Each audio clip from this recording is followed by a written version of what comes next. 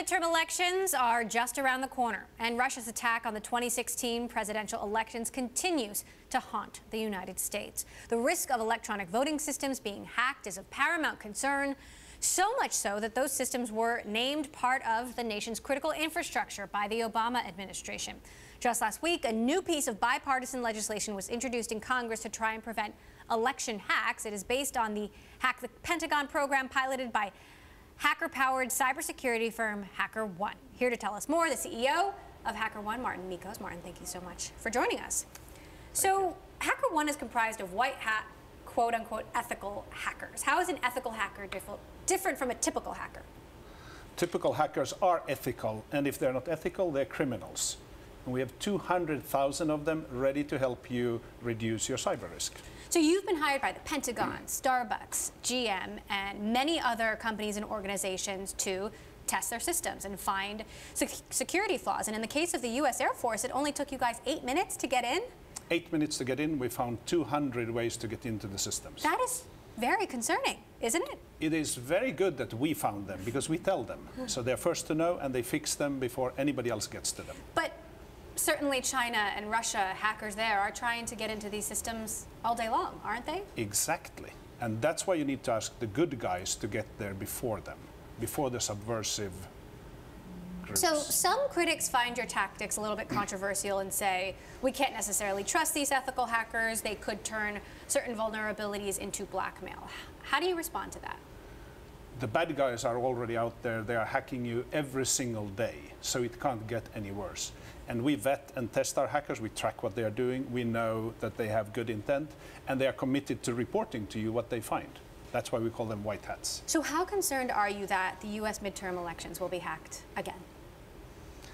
I believe that democracy in the United States is threatened today by a multitude of risks, and one of them is the integrity of the election systems.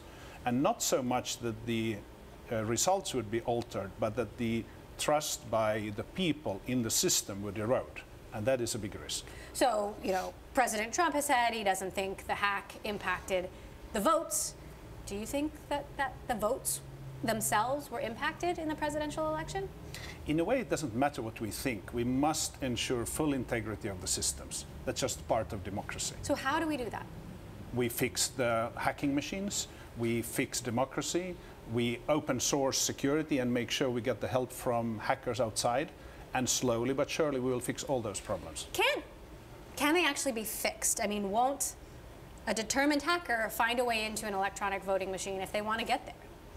We have such a large army of good hackers, so we can outpace them if we are invited to do so. How can you be sure? I have faith in the good intent of human beings, and we've shown it. We've found, and our customers have fixed, over 72,000 valid security holes already.